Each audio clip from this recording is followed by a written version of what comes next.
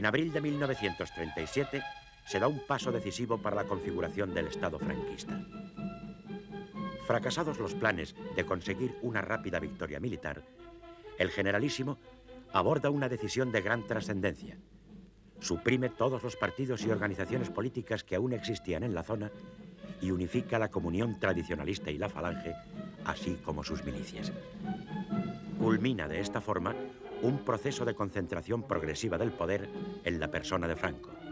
El lema: una patria, un Estado, un caudillo, de claras resonancias nazis, lo resume gráficamente. El nuevo Estado requiere una organización y cuadros idóneos para administrarlo. Hombre clave de este proceso es Ramón Serrano Súñer, que llega a Salamanca en febrero de 1937, huido de la zona republicana. Abogado del Estado, vicepresidente de la minoría parlamentaria de la CEDA en las Cortes del Frente Popular, cuñado de Franco, amigo de José Antonio Primo de Rivera y buen conocedor de las doctrinas e instituciones fascistas, da forma jurídica a las decisiones de crear una organización que unifique todas las fuerzas adheridas al alzamiento. La unificación es una necesidad sentida desde los primeros meses de la guerra, no solo por razones de eficacia, sino también por la aversión de los militares sublevados hacia los partidos políticos. Sin embargo, dirigentes carlistas de Renovación Española, de la CEDA e incluso algún prohombre de la Lliga Catalana participan de la misma idea. Antes de la unificación, Franco ya ha dictado disposiciones de carácter simbólico, pero muy significativas. El 27 de febrero de 1937 establece como himno nacional la antigua Marcha Real.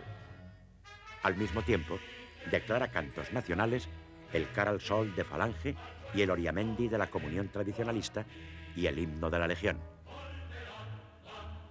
En la Comunión Tradicionalista y en la Falange empiezan a alzarse voces discrepantes contra la previsible unificación. Manuel Falconde, delegado de los tradicionalistas, aglutina el sector más opuesto a dicha tendencia, pero se impone la línea dirigida por el conde de Rodezno, favorable a la tesis de Franco. Los problemas que se suscitan en Falange son graves. Junto a razones de orden ideológico, se ventila en efecto una lucha abierta por el poder.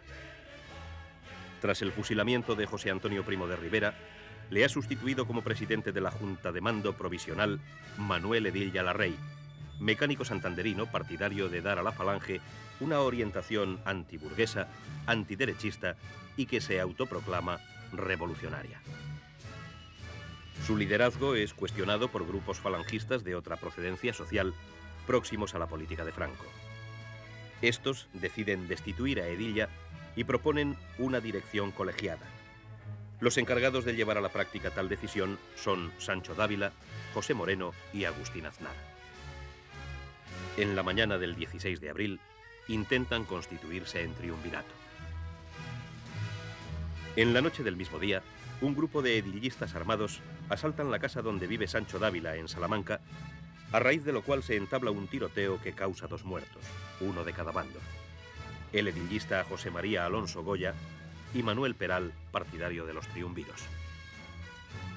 En este clima de división, Edilla convoca al Consejo Nacional de Falange, que lo ratifica como jefe por muy escaso margen. La votación no le refuerza políticamente ni soluciona el problema del mando. Significa además un desafío a la voluntad unificadora de Franco, que los falangistas conocen, aunque no se ha hecho pública todavía. Estas luchas internas mueven al generalísimo a acelerar la unificación que venía preparando con anterioridad y que es decretada finalmente el 19 de abril de 1937. La organización del nuevo Estado es incompatible con la competencia de partidos y organizaciones políticas, por lo que se crea, según reza el decreto, una sola entidad política nacional, enlace entre el Estado y la sociedad.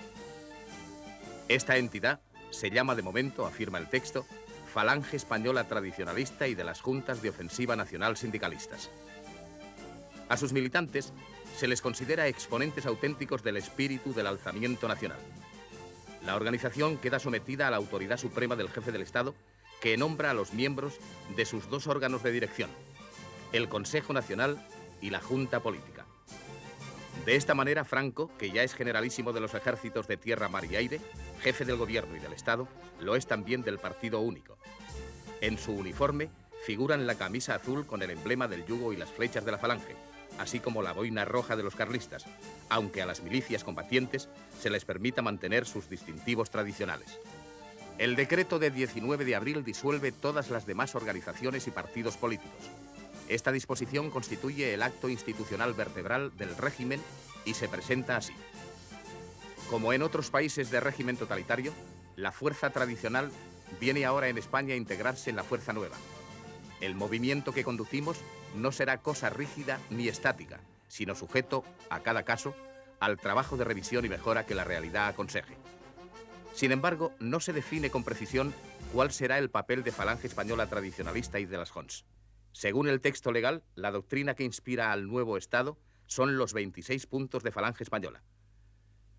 Se suprime, sin mencionarlo, el punto 27, en el que los falangistas de primera hora declaraban que no pactarían con otras fuerzas políticas salvo si se garantizaba su predominio. Por último, un dato importante a señalar es que el decreto entreabre la posibilidad de una futura instauración de la monarquía basada en los principios del pensamiento tradicional y católico. Es una estrategia de largo alcance para mantener la adhesión de monárquicos y carlistas. Los principios de la unificación se llevan a la práctica inmediatamente. El 22 de abril, Franco nombra a los miembros de la Junta Política y busca en su composición un cuidadoso equilibrio entre falangistas y tradicionalistas. Edilla y el conde de Rodezno son los más caracterizados de uno y otro grupo. Lo mismo hace días más tarde al nombrar los mandos y los asesores políticos de la Milicia Nacional, a cuyo frente pone al general José Monasterio. El 24 de abril se decreta que el saludo falangista brazo en alto sea el saludo nacional, excepto para los militares. La mayoría de los afectados acata la decisión. Unos por principio, otros por no entorpecer la marcha de la guerra y otros por acomodamiento a la nueva situación.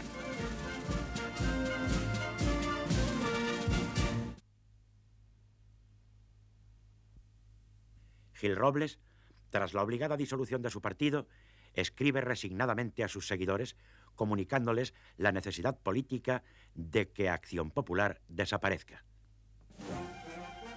Los monárquicos de Renovación Española aceptan con entusiasmo la unificación. Son escasos, pero su influencia es grande. Ocuparán cargos de gran responsabilidad en el nuevo Estado y poco a poco su ideología va a superponerse a la Falange y a los carlistas.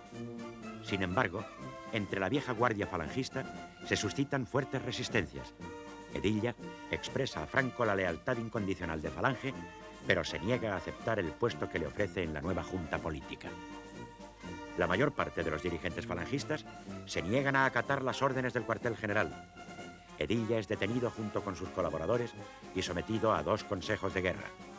En el primero, acusado de subversión, se le condena a muerte. En el segundo, se le atribuyen las muertes ocurridas el 16 de abril y se le condena a 20 años de reclusión. Franco conmuta la pena de muerte por la de cadena perpetua y años más tarde lo indultará. En relación con estos sucesos, son detenidos o procesados 1,5 millar de falangistas y tradicionalistas. El balance final de la unificación es distinto según el protagonista de que se trate. Franco consigue sus objetivos: eliminar las luchas partidistas en la zona bajo su mando, neutralizar cualquier forma de poder paralelo o autónomo, acrecentar aún más el suyo propio y dirigir el esfuerzo político y militar hacia la doble finalidad de ganar la guerra y construir un nuevo régimen.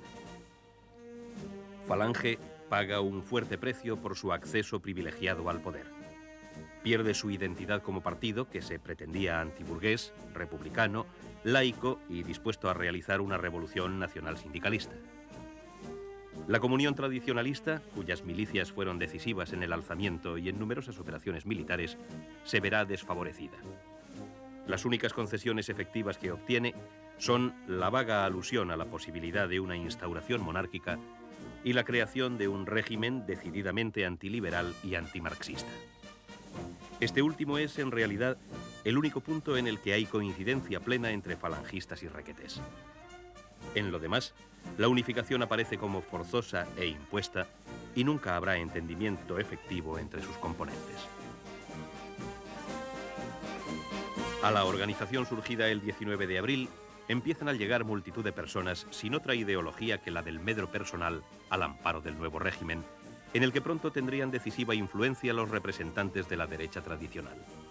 Serrano Súñer sentenciará las consecuencias de la unificación, afirmando que con ella moría Falange y nacía el franquismo.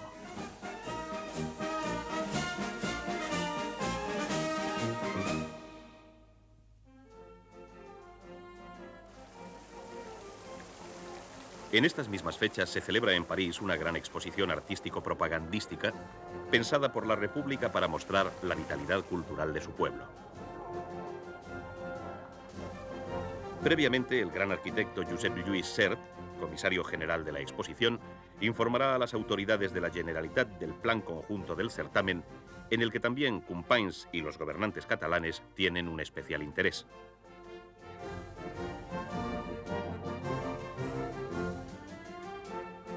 Por fin, tras algunos aplazamientos, el embajador de la República, Luis Araquistain, presentará la exposición ante un público muy cualificado de intelectuales y políticos.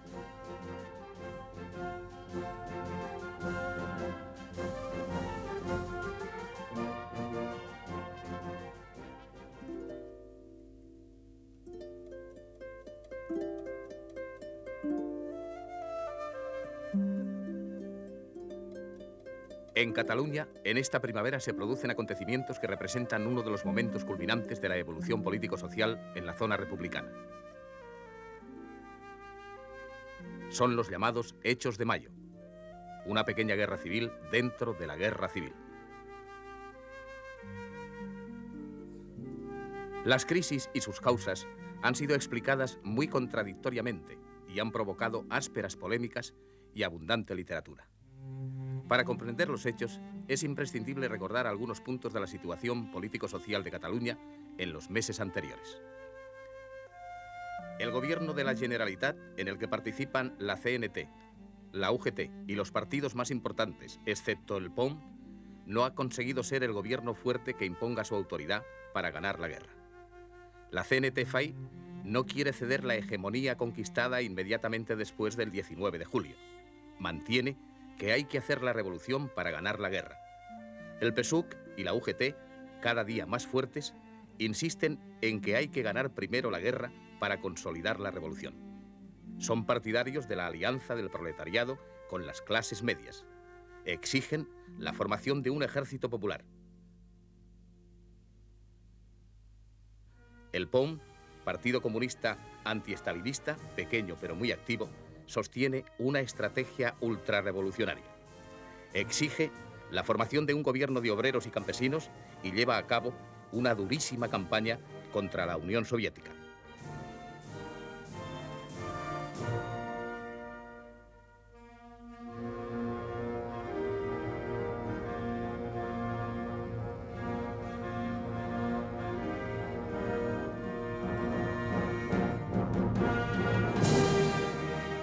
La Esquerra Republicana no ha conseguido reconquistar la hegemonía política perdida después del 19 de julio.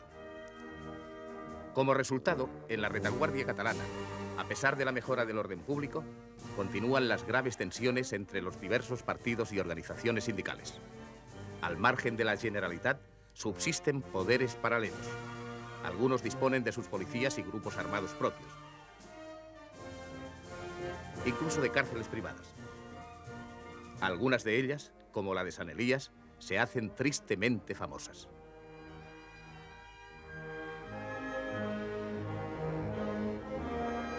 En algunas comarcas, grupos armados especialmente de la CNT-FAI continúan actuando al margen del gobierno catalán. Mantienen controles en pueblos y carreteras.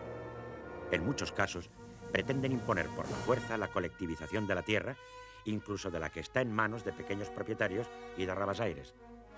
En otros, intentan apoderarse ilegalmente de parte de las cosechas. Estas actuaciones provocan numerosos enfrentamientos. El más grave es el que se produce a fines de enero en La Fatarella, pueblo agrícola de la provincia de Tarragona. Grupos armados de la CNT-FAI, procedentes de varias localidades, intentan ocuparlo para imponer la colectivización y requisar las cosechas. Sus habitantes, en casi su totalidad campesinos muy modestos, se oponen por la fuerza. Mueren 2 de los asaltantes. El pueblo es ocupado. La represión es terrible. 33 personas, la casi totalidad campesinos, son asesinadas. La matanza termina con la llegada de las fuerzas de orden público de la Generalitat. La mayoría de las víctimas son personas de reconocida tendencia republicana y de izquierdas. Este hecho provoca una enorme indignación en la retaguardia republicana. Otros enfrentamientos por causas parecidas se producen en otros pueblos. En Sant Martí de Centelles, cerca de Vic, mueren 7 personas. También son graves los incidentes que tienen lugar entre militantes de la CNT y UGT, a pesar de los esfuerzos de algunos de sus dirigentes. El 17 de febrero, en Barcelona, cae muerto un obrero de la CNT. El 26 es en Manresa donde se produce un tiroteo en el que muere otro obrero. En este clima, el 16 de abril, después de una larga crisis, se reorganiza el gobierno catalán. Su composición es la siguiente. Primer consejero y finanzas, Josep Tarradellas, Esquerra Republicana de Cataluña. Seguridad Interior, Artemi Aiguadé, ERC. Defensa, Francesc Isgleas, CNT. Economía, Andreu Capdevila, CNT. Sanidad y Asistencia Social, Aurelio Fernández, CNT. Servicios Públicos, Josep J. Domènech, CNT. Abastos, Josep Miret, PSUC. Agricultura, Josep Calvet, Unió de Rabassaires. Justicia, Joan Comorera, PSUC. Cultura, Antoni María Sbert, ERC. Trabajo y Obras Públicas, Rafael Vidiella, PSUC. El consejero de Seguridad Interior, Artemi Aiguadé, se propone reorganizar los cuerpos de orden público, hacer desaparecer las patrullas de control y desarmar la retaguardia.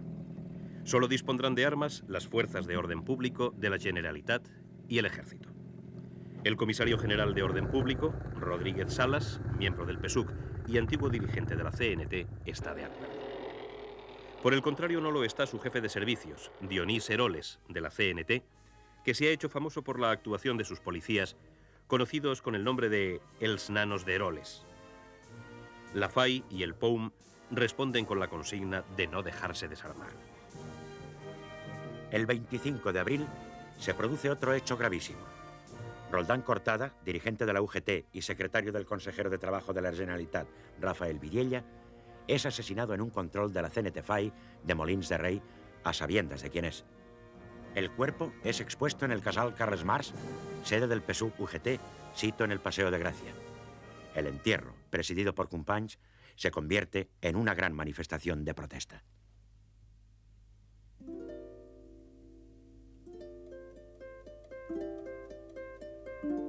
Dos días después, el 27 de abril, tienen lugar los hechos de Bellver de Cerdaña y la muerte de Antonio Martín, conocido por el Cojo de Málaga.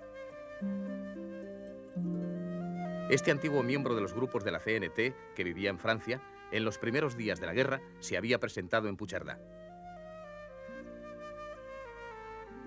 Pronto, por el terror, consigue dominar esta población y su comarca, controlando la frontera, las aduanas y la economía comarcal. Crea el Consejo de la Cerdaña, que actúa como cantón anarquista prácticamente independiente. Su actuación, dada a conocer por los corresponsales de la prensa extranjera desde la vecina población francesa de Brumadán, desacreditan la causa republicana. Solo el pequeño pueblo de Bellver de Cerdaña se resiste. Su alcalde es Joan Solé, de Esquerra Republicana. El 27 de abril, el Cojo de Málaga decide tomarlo. Con unos 300 hombres inicia el ataque. Los vecinos, con sus autoridades al frente, resisten durante varias horas. Cuando el Cojo de Málaga avanza sobre el pueblo, un tiro certero lo abate. Su muerte paraliza el ataque. Ya entrada la noche, llega una columna de guardias de asalto al mando del delegado de la Generalitat en Lérida, el diputado de Esquerra, Francesc Viadiu. Los asaltantes se dispersan.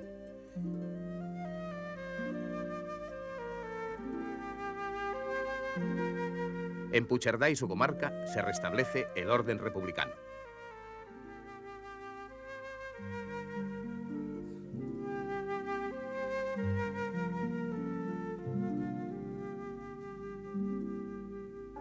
El 29 de abril, las fuerzas de orden público son acuarteladas y la Generalitat publica una nota que denuncia la existencia de grupos que en algunos puntos de Cataluña tratan de imponerse por la coacción y comprometen la revolución y la guerra.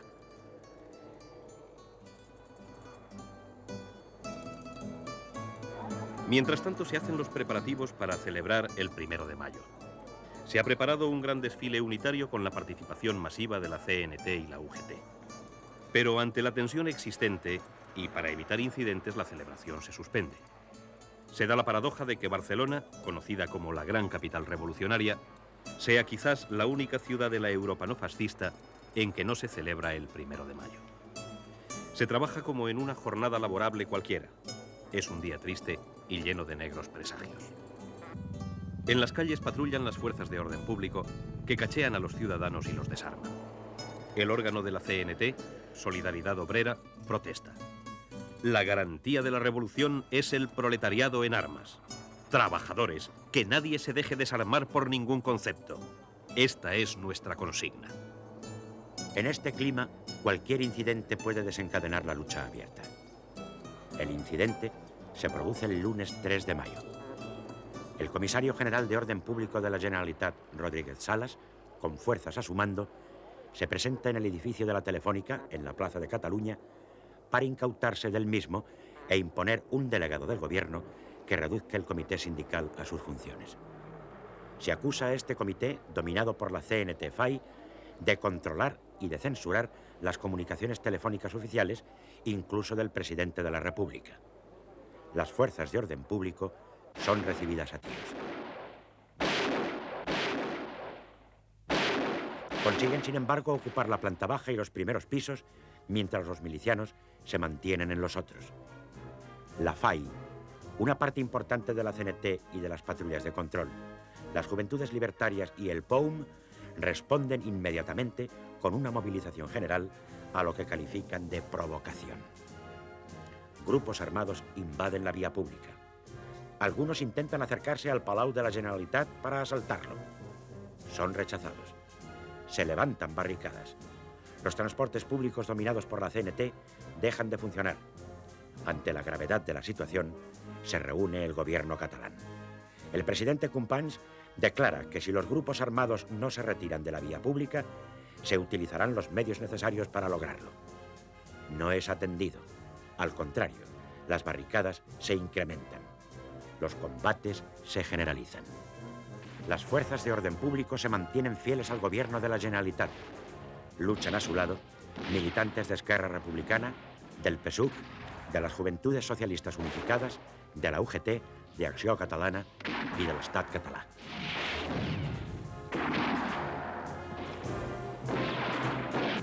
Miembros de las milicias alpinas procedentes del Pirineo acuden al Palacio de la Generalitat para defenderlo. Marimón, uno de sus oficiales, cae muerto. El martes día 4, la lucha se extiende a toda la ciudad. Aumenta el número de barricadas. El diario La Batalla, órgano del POUM, escribe: las barricadas de la libertad han vuelto a surgir en todos los rincones de la ciudad. El espíritu del 19 de julio se ha apoderado de nuevo de Barcelona. La mayoría de pueblos de Cataluña se han hecho eco del gesto de la capital. La situación de Barcelona causa grave preocupación en el gobierno de la República. Salen de Valencia para la capital catalana el ministro de la República y líder anarquista Joan García Oliver y Mariano Rodríguez Vázquez Marianet del Comité Nacional de la CNT. También lo hacen Pascual Tomás y Carlos Hernández Ancajo de la Comisión Ejecutiva de la UGT. A las 6:30 de la tarde se reúnen en el Palacio de la Generalitat con el presidente Companys y su gobierno. Acuerdan que el presidente y los representantes de los partidos se dirijan por radio a la población pidiendo que cesen los combates. Así lo hacen. Rafael Vidiella, de la UGT, dice: Es indispensable que todos los trabajadores depongan las armas, que se haga el alto el fuego.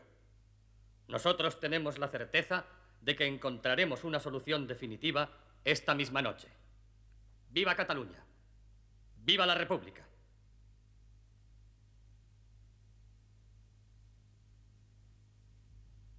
El llamamiento más emotivo es el del ministro anarquista García Oliver. Es un brillante orador y goza de gran prestigio entre las masas cenetistas. Exige que cesen los combates y que no se haga caso de las provocaciones. Pide que el culto a los caídos en los combates de uno y otro bando, que ya se acercan al centenar, no impida la paz. Con emoción dice: Los muertos, todos de la familia antifascista, tendrán la misma gloria. Todos cuantos han muerto hoy son mis hermanos. Me inclino ante ellos y los beso. Son víctimas de la lucha antifascista y los beso a todos por igual. El discurso causa una profunda impresión, pero estos llamamientos no son atendidos. Grupos extremistas, como el denominado Los Amigos de Durruti, atacan a los dirigentes de la CNT, que piden que cese la lucha e incitan a los insurrectos a tomar el poder. Anuncian que se ha creado una junta revolucionaria. Reparten hojas como esta. Los altos dirigentes de la CNT-FAI desautorizan tales hojas, pero no consiguen que cese la influencia de estos elementos extremistas. El miércoles día 5, la situación tiende a normalizarse a pesar de que no aparecen algunos diarios. Muchas tiendas de comestibles han abierto sus puertas. Pronto deberán cerrarlas porque se reanudan los tiroteos.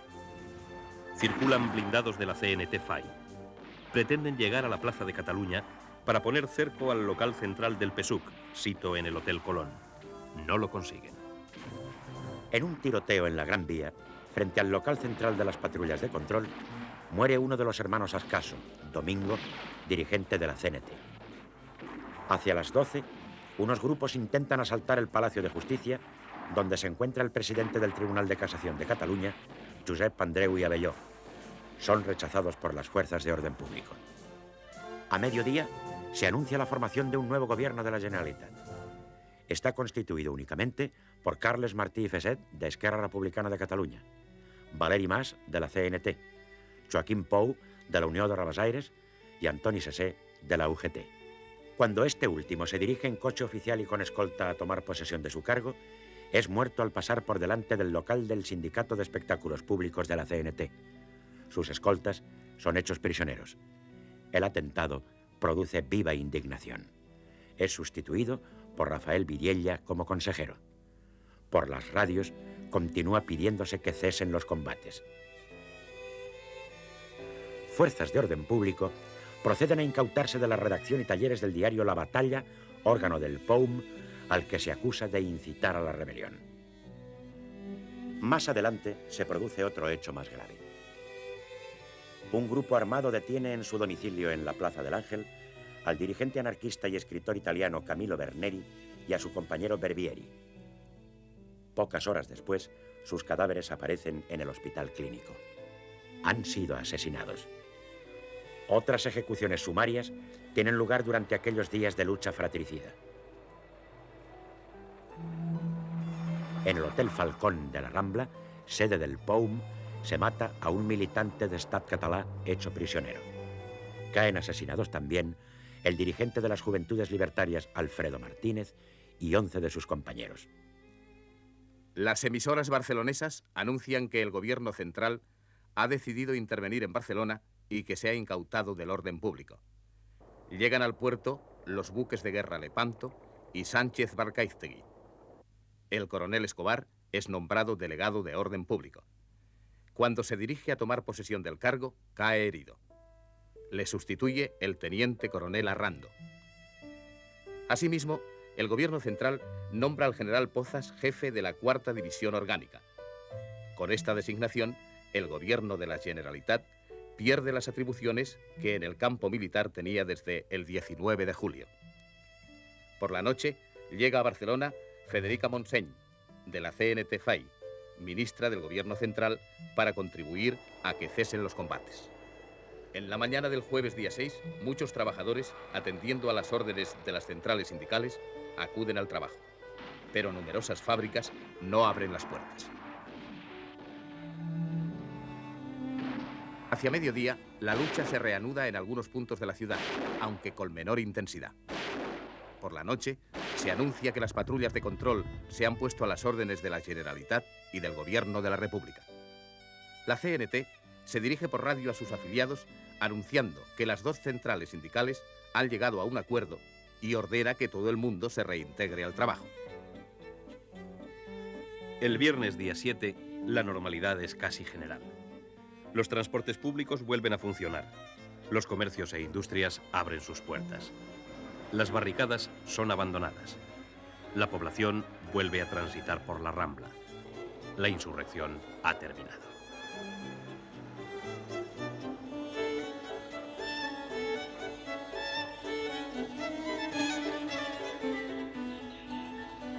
En la mañana de este día, el presidente de la República, Manuel Azaña, sale de Barcelona para Valencia en avión. Al iniciarse los hechos, se encontraba en la residencia habilitada en el Palacio del Parlamento de Cataluña. Ha vivido días de angustia, cercado por los insurrectos y protegido por guardias de asalto. Manuel Azaña escribirá su personal versión de los hechos en la parte de sus memorias titulada Cuaderno de la Pobleta. Por la tarde, cuando la lucha ha cesado totalmente, llegan a Barcelona varios miles de guardias de asalto que ocupan la ciudad. Las víctimas de los hechos en Barcelona se acercan a los 300 muertos y a varios centenares de heridos. A tales cifras hay que sumar unos 30 muertos y unas docenas de heridos en otras localidades como Tarragona, Tortosa, Cadaqués y Port de la Selva. Se entierran los muertos. El entierro de Antoni Sesé, consejero del gobierno catalán, es presidido, entre otros, por su viuda, Josep Tarradellas, Joan Comorera, el secretario general de la UGT, del barrio, y Antonov Ovsenko, cónsul soviético en Barcelona. Los hechos de mayo han sido seguidos con atención por la prensa mundial y son objeto de muchos comentarios. El escritor George Orwell, voluntario en las columnas del POUM, que se encuentra de permiso en Barcelona, los vive desde los locales que este partido tiene en la Rambla barcelonesa. Los describirá y comentará en su libro Homenaje a Cataluña.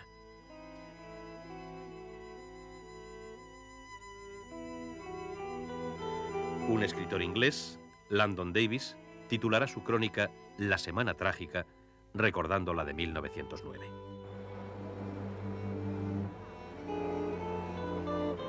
Estos hechos tienen una gran incidencia.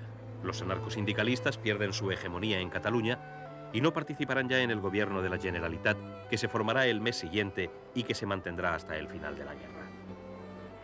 El PSUV, por su parte, adquiere una mayor importancia, mientras el POUM, sometido a una durísima represión, desaparece como fuerza política.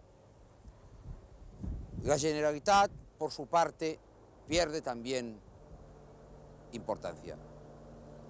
En primer lugar, el Estado ya no le devolverá las competencias estatutarias en materia de orden público y la desaparición de la Consejería de Defensa la marginará de la dirección de la guerra.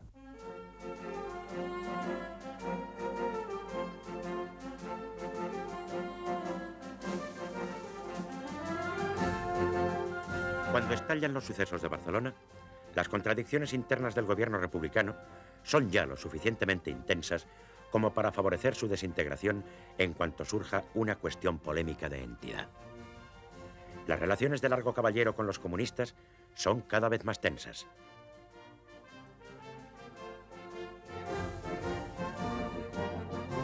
El presidente del gobierno ve con muy malos ojos la creciente influencia comunista en el ejército y en las organizaciones obreras unitarias e intenta contrarrestarla. La prensa comunista y el secretario general del partido lo critican abiertamente. Largo Caballero rompe violentamente con el embajador soviético Rosenberg, que es sustituido por un encargado de negocios. Su proyecto de ofensiva sobre Extremadura, sustrayendo fuerzas a la defensa de Madrid, encuentra una durísima oposición en Miaja, que está a punto de ser sustituido, en los comunistas e incluso en Prieto. La alarmada crisis de gobierno estalla en la reunión del Consejo de Ministros del jueves 13 de mayo. Los dos ministros comunistas, Vicente Uribe y Jesús Hernández, plantean las cuestiones de fondo sobre política militar y orden público. Piden la disolución del POUM, por quien el PCE siente una profunda antipatía y al que califican injustamente de agente del fascismo.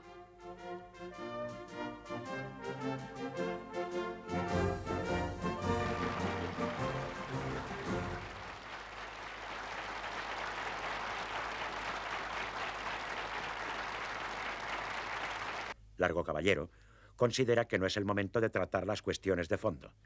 Intenta minimizar los sucesos barceloneses y se niega a disolver al POUM, partido al fin y al cabo de trabajadores. Los ministros comunistas abandonan la reunión. Prieto entiende que la coalición está rota y que el Consejo no puede continuar. Otros ministros le apoyan. El 14 de mayo, Largo Caballero presenta por fin su dimisión y Azaña abre las consultas.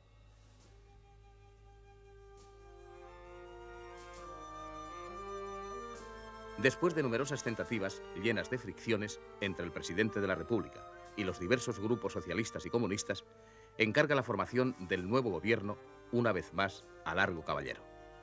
Este se obstina en conservar la cartera de guerra y quiere incluso asumir la de Marina y Aire, desplazando a Prieto a Agricultura e Industria. Desea prescindir de los comunistas y basarse esencialmente en la UGT y en la CNT. A su idea se oponen los demás grupos socialistas, el PC y la CNT. Solo Unión Republicana y la UGT lo aceptan. No se ve salida alguna y Azaña se decide, finalmente, a nombrar jefe del gobierno a Negrín, que lo forma el 17 de mayo con el apoyo del PSOE y del PC. Su composición es la siguiente. Presidente del Consejo y ministro de Hacienda y Economía, Juan Negrín, socialista. Defensa Nacional, Indalecio Prieto, socialista, que reúne en sus manos las anteriores carteras de guerra, Marina y Aire. Estado, José Giral, Izquierda Republicana. Gobernación, Julián Zugazagoitia, socialista. Justicia, Manuel de Irujo, PNV. Obras Públicas y Comunicaciones, Bernardo Giner de los Ríos, Unión Republicana. Agricultura, Vicente Uribe, comunista. Instrucción Pública, Jesús Hernández, comunista. Y Trabajo y Asistencia Social, Jaume Aiguadé, ERC. Los socialistas siguen teniendo un peso decisivo en el aparato del Estado. En el ejército, por el contrario, la situación es diferente. La influencia comunista se hace sentir cada vez más, tanto en oficiales profesionales, como Cordón o Hidalgo de Cisneros, como en los procedentes de milicias, casos de Modesto y Tagüeña. Su influencia es mucho mayor en los escalones medios y en el comisariado, donde constituyen un elemento de poder que poco a poco va extendiéndose a medida que avanza la guerra y se desarrolla el ejército popular. Dicha influencia del PC en zona republicana se explica por el respaldo político de la Unión Soviética, cuyo interés por los acontecimientos de España es a través de la Internacional Comunista, que con el transcurso del tiempo se ha convertido en un organismo soviético para el control de los movimientos y partidos comunistas en todo el mundo.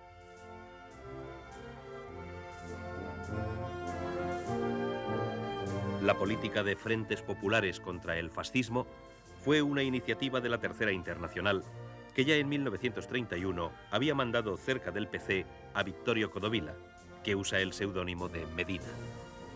Es un dirigente comunista argentino de origen italiano. Después aparece el búlgaro Stepanov y más tarde en Cataluña, Göre.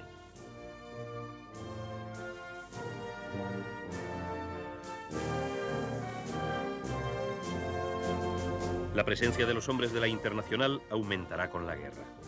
André Martí, jefe de las Brigadas Internacionales, es uno de los 7 miembros de su comité ejecutivo dirigido por el búlgaro Dimitrov.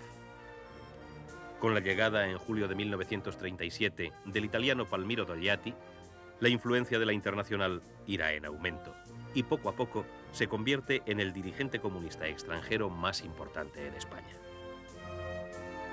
Ante el gobierno Negrín, el sector caballerista se muestra reticente. La CNT suaviza poco a poco sus posiciones y ofrece a Negrín su apoyo moral. Los otros partidos republicanos apenas tienen protagonismo. Los hechos de mayo desencadenan una dura represión contra el POUM. Se le acusa de ser su principal instigador y además se le involucra en una importante red de espionaje franquista descubierta en Madrid, aportando documentos cuya falsedad se demostrará posteriormente. La acusación coincide con la política de Stalin de aniquilación de los disidentes comunistas que tiene lugar tanto en el interior de la Unión Soviética con los grandes procesos como en el exterior. Ante la gravedad de ambas acusaciones, el gobierno Negrín adopta medidas drásticas. Después de suprimir el diario La Batalla, órgano central del POUM, el partido es prohibido. Se disuelve la 29 División del Ejército del Este, cuyos mandos son mayoritariamente del POUM, al igual que sus combatientes.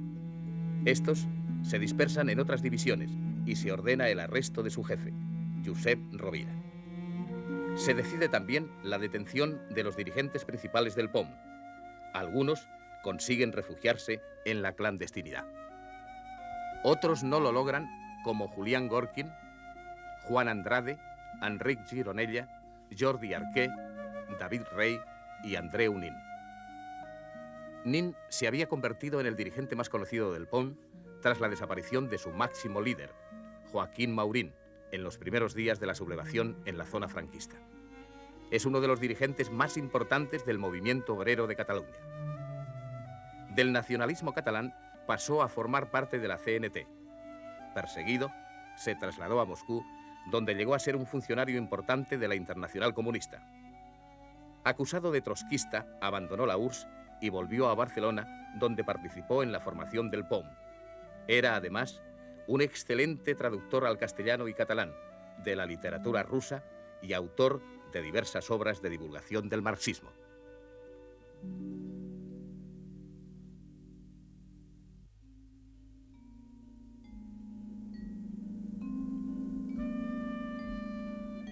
Los detenidos son conducidos a Valencia y encarcelados. Pero a Nin se le separa de sus compañeros. Es trasladado hacia Madrid y desaparece. Las autoridades republicanas no consiguen averiguar su paradero. Ni el presidente del gobierno Negrín, ni el ministro de la Gobernación Zugazagoitia, ni el de Justicia Irujo.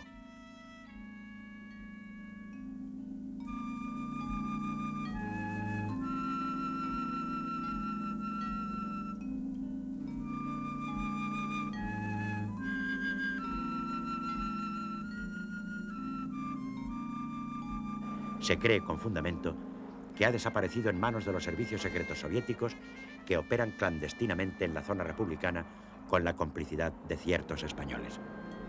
Ante su desaparición, sus enemigos lanzan la especie de que ha sido liberado de la cárcel de Alcalá de Henares por un comando falangista. En los muros de la zona republicana, sus amigos escriben: ¿Dónde está Nin? Sus enemigos dan una respuesta insidiosa: en Salamanca o en Berlín. A pesar de los esfuerzos de las autoridades republicanas, Nin no aparece. Sin duda ha sido asesinado. Su desaparición provoca una profunda indignación.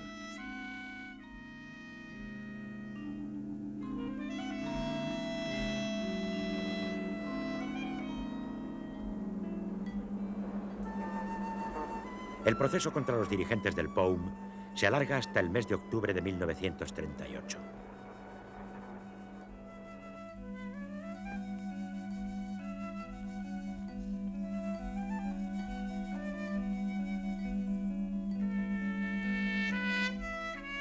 El juicio se celebra del 11 al 22 de este mes. Los acusados reservan en el banquillo un lugar para el desaparecido Nin. Colocan en él su fotografía.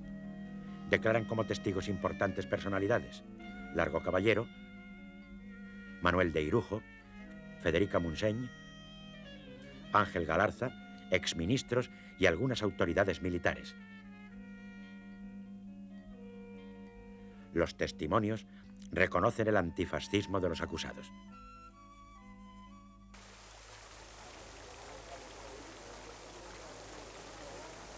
La sentencia rechaza las acusaciones de espionaje en favor de los franquistas, pero reconoce a los acusados culpables de haber intentado suprimir por la fuerza la República Democrática para instaurar un régimen de acuerdo con sus propias concepciones sociales. Diversos dirigentes paumistas son condenados a varios años de cárcel. El nuevo jefe del gobierno, Juan Negrín, deberá ejercer todo su poder para evitar las luchas internas y para concentrar todas las energías de la República en lo que él considera objetivo primero y principal: ganar la guerra. La creación del Partido Único en la zona franquista y los hechos de mayo en la republicana son acontecimientos que forman parte de un largo proceso de concentración y militarización de los poderes del Estado y que han sido inevitablemente impulsados por la dinámica de la guerra.